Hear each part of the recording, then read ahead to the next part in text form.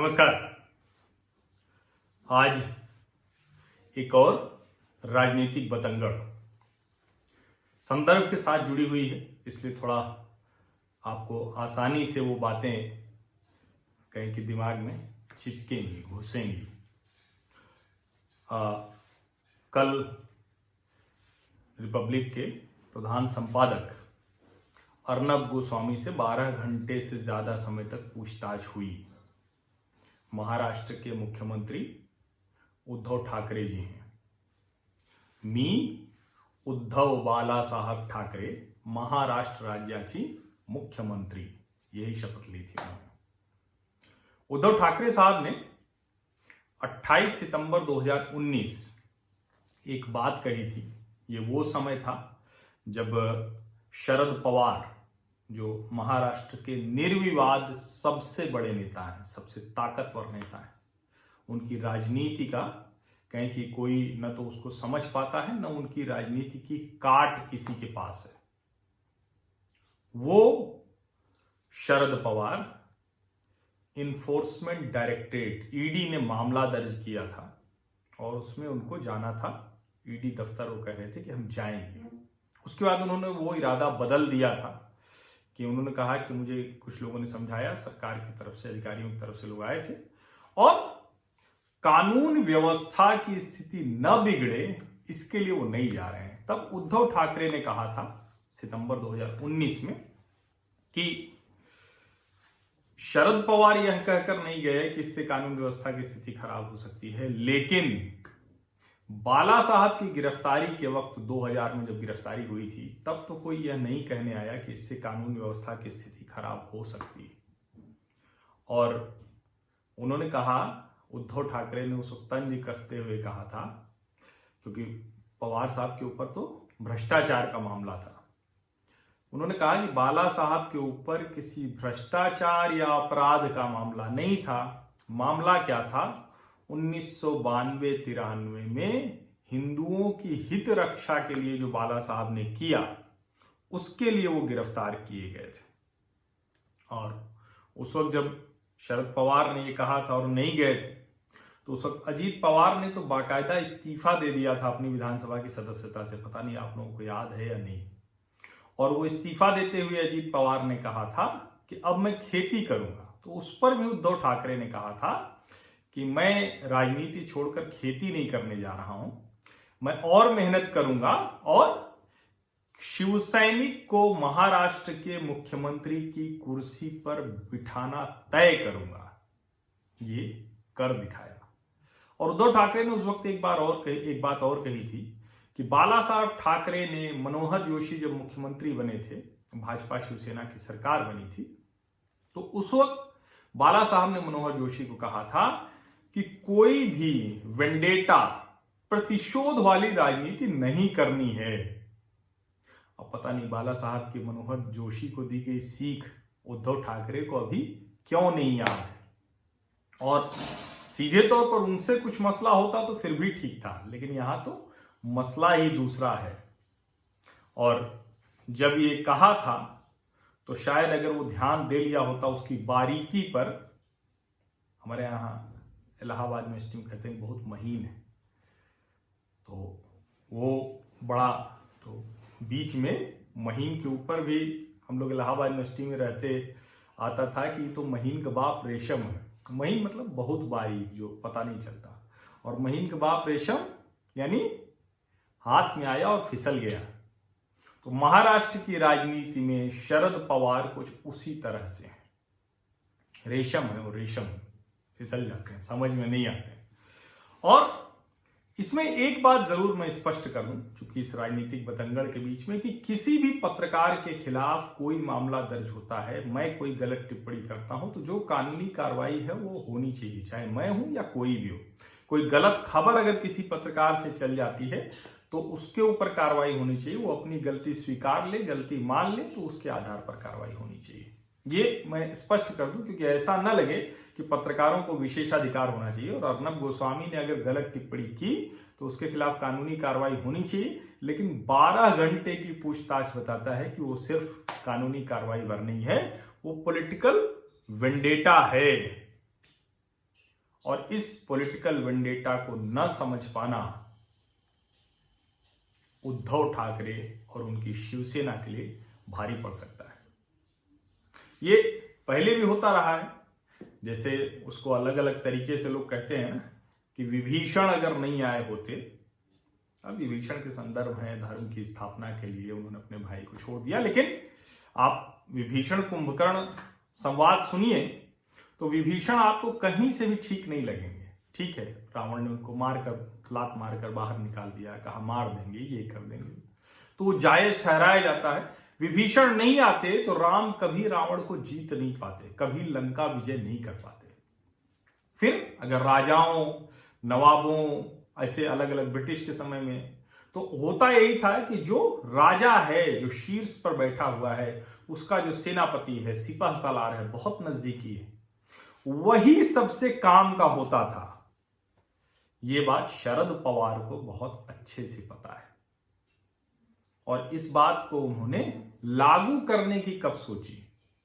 लागू करने की तब सोची जब शरद पवार पर पहला बड़ा गंभीर आरोप बाला साहब ठाकरे के उस समय के सबसे विश्वस्त, 90s की बात मैं कर रहा हूं, एकदम शुरुआती 90 के दशक की, 1990 ही था, और उस वक्त शरद पवार पर बड़ा आरोप लगाया छगन भुजबल ने।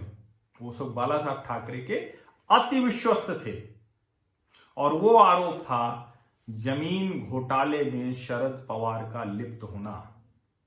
खूब आरोप लगाया, जमकर आरोप लगाया, इतना जमकर आरोप लगाया कि शरद पवार के लिए मुश्किल खड़ी हो गई और पवार साहब ये उम्मीद करते थे कि जो उनके और बाला साहब के बीच में निजी रिश्ते जो कहा जाता है बड़े अच्छे हैं, लेकिन बाला साहब को बहुत अच्छे से पता है कि अगर राजनीतिक विरोधी है और जब वो कमजोर हो रहा है तो उस वक्त उसकी मदद आप करिएगा तो कल को आप भी कमजोर हो जाइएगा, और इसीलिए उन्होंने कतई समर्थन नहीं किया। 4 मार्च 1990 को शरद पवार मुख्यमंत्री थे उस वक्त और 12 निर्दलीय विधायकों के समर्थन से बने थे, पूरी सत्ता उनके पास नहीं थी, और उस वक्त इस तरह का आरोप वो बहुत खतरनाक था पवार साहब की राजनीति के लिए। एक तरह से कहें कि पहला बड़ा झटका था, और यही वो वक्त था जब शरद पवार को समझ में आ गया कि जो बाला साहब ठाकरे हैं, अगर उनके एक किसी सिपह सालार को तोड़ लेना है तो वो छगन भुजबल है, और छगन भुजबल उनको तोड़ा साल भर के भीतर, 1 वर्ष के भीतर। हालांकि कमाल की बात यह है कि तब 91 में पीवी नरसिम्हा राव की सरकार में शरद पवार चले आए थे दिल्ली, देश के रक्षा मंत्री बन गए थे, मन में इच्छा थी प्रधानमंत्री बनने की, नहीं बन पाए थे, लेकिन वो दिल्ली चले आए थे। और उस वक्त किसी को यह अनुमान भी नहीं रहा होगा कि जो शिवसेना की टूट है, अकल्पनीय टूट,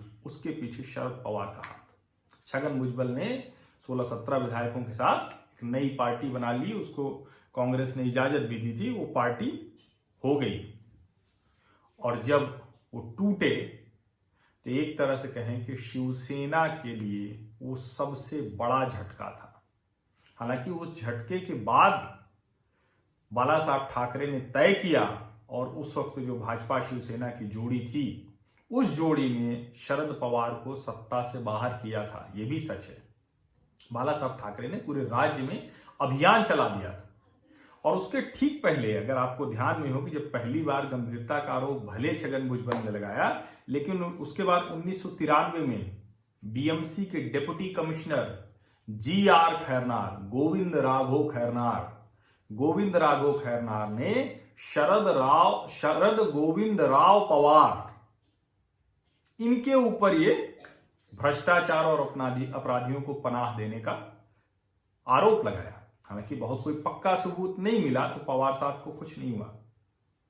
अन्ना हजारे जो भ्रष्टाचार विरोधी आंदोलन से रामलीला मैदान के अनशन से, तो उस वक्त भी अनशन उन्होंने किया था। 12 वन विभाग के अधिकारियों को बर्खास्त करने के लिए भ्रष्टाचार का आरोप था, उन्होंने सीधा आरोप लगाया कि शरद पवार उनको बचा रहे हैं, तब भी आमरण अनशन पर बैठे थे।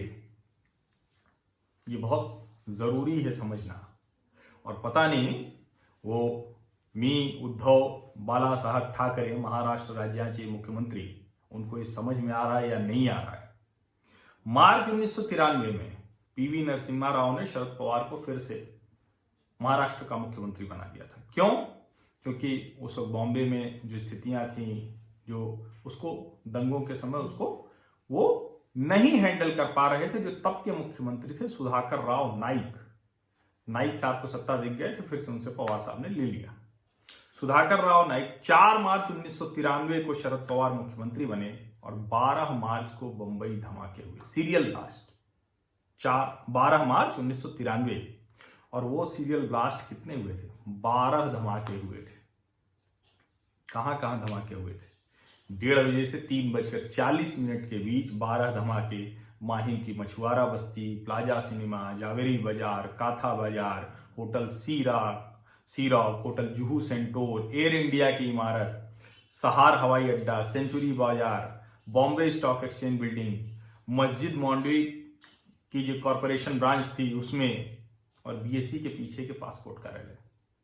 लेकिन एक जगह और जोड़ दी उन्होंने। कौन सी जगह जोड़ दी? मस्जिद बुंदे। अब क्यों जोड़ा ये शरद पवार ने? शरद पवार उसको कहते हैं कि उन्होंने सेकुलरिज्म को बचाने के लिए जोड़ दिया, जिससे हिंदू मुस्लिम दंगे ना हो। और उन्होंने तुरंत उस वक्त दूरदर्शन से जाकर कहा कि 13 जगह धमाके हुए हैं। मस्जिद बुंदे मुस्लिम बहुल इलाका है, और इसके अलावा जो 12 इलाके थे ये हिंदू बहुल इलाके हैं, या जहां पे हिंदुओं के कामकाज की जगह है।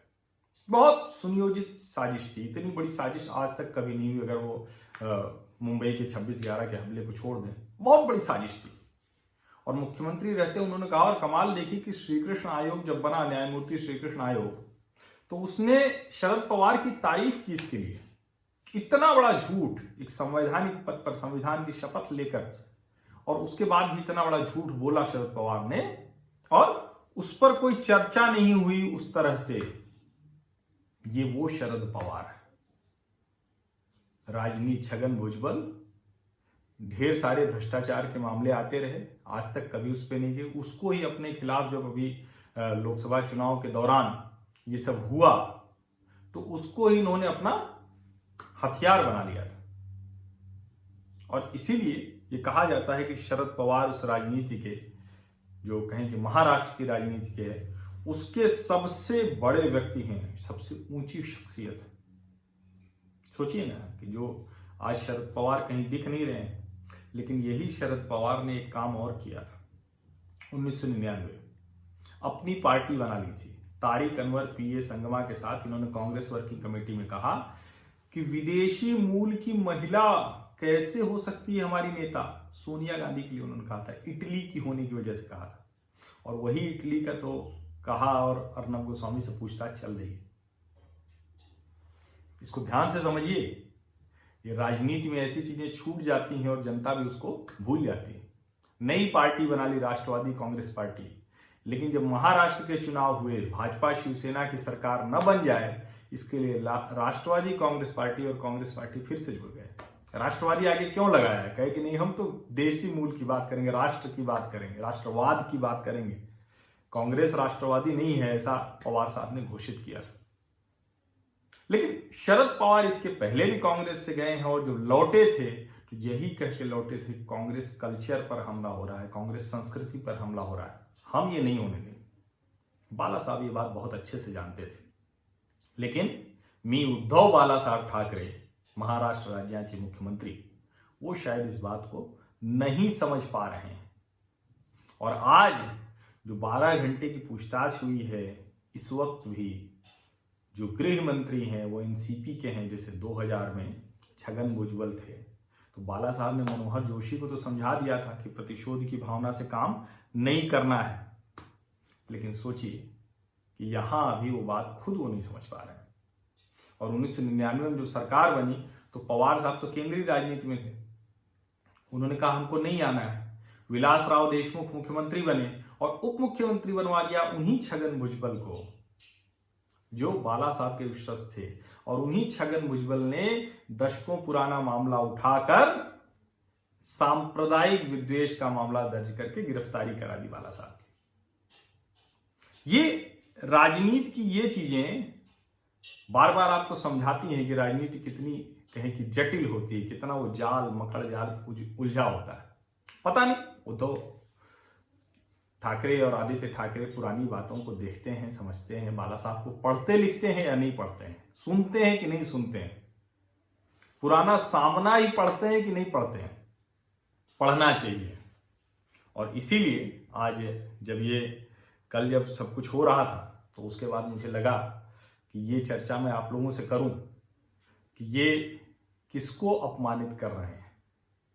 मुंबई पुलिस ने जो ये पूछताछ की है 12 घंटे जाला कि अर्नब को अपमानित किया या उद्धव ठाकरे को अपमानित कर रहे हैं, क्योंकि सब कुछ मुख्यमंत्री के नाते उन्हीं के ऊपर जाएगा।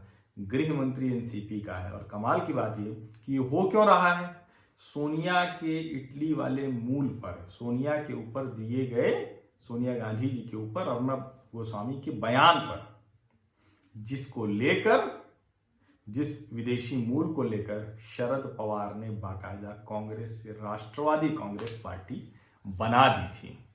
देखिए, उद्धव ठाकरे साहब को समझ में आ जाए तो बहुत अच्छा, और नहीं तो फिर तो आपने देखा ही है कि किस तरह से चीजें बनती बिगड़ती हैं। और मैंने जो कल भी कहा था, स्थायी भाव अगर आपका एक बार गड़बड़ हो गया तो फिर बहुत सी चीजें गड़बड़ हो जाती हैं। उम्मीद करता हूं कि आज नहीं तो कल उद्धव ठाकरे साहब को ये समझ में आ जाएगा तो शायद शरद पवार की राजनीति भी समझ पाएंगे। हालांकि अब वो लगता नहीं है, समझना बहुत मुश्किल हो गया है। आज की राजनीतिक बतंगड़ में बस इतना ही। बहुत बहुत धन्यवाद।